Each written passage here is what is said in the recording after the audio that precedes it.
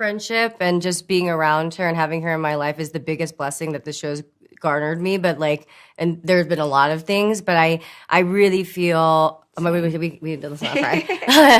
But it's a true sisterhood, and it's, I think, the heart of not only maybe our lives with the show in a sense, and it's something we're really proud of.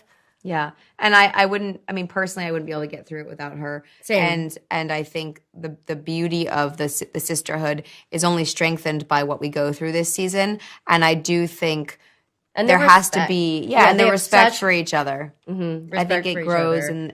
and you get to really see that blossom. And she's a luxury of a scene partner and as a friend too. Insane. So yeah, that we're super luxury in terms of that. It is a character itself. It changes the way that you move and feel and talk. We wanted Italy and France to feel different. We ended last season with Italy being a vacation, like phone away Emily. This year she's also working, but she's still having that more carefree, romantic, kind of like letting go feel. And then when she goes back to Paris, it's like, let's go. And so I think the hair specifically this season also helped with that. It was a bit more romantic and then sharper in Paris. And I think just more...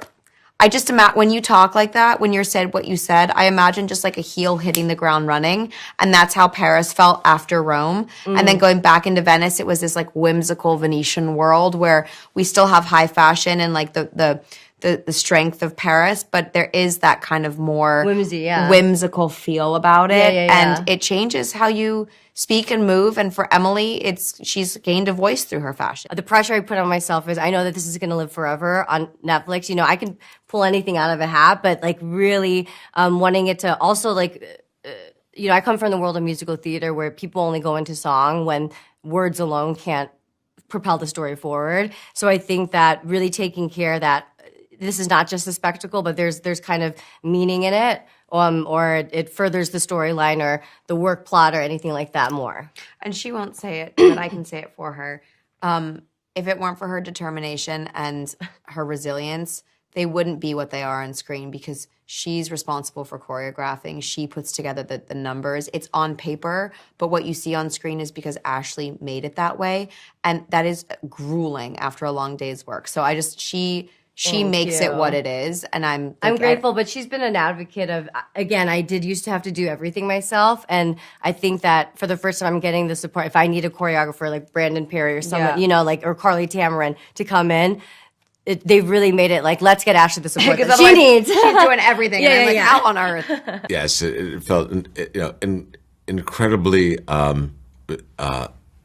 special. It was such an honor, and for me, it was certainly about Emily in Paris. But you know, I think it was just about hopefully the meaning all of the series I've created have had in France, because I think so many shows I've created have had a big impact in France, from Beverly Hills 90210 to Sex and the City, and there's been a through line for me also of sending characters to Paris, from Beverly Hills 90210 to Sex and the City to Emily in Paris. So I've always like had this real love of France and love of Paris. So it's always been present in all of my series. So I was floored to sort of receive an honor like this, and it was just so special and wonderful to have friends and family and cast there to share it as well.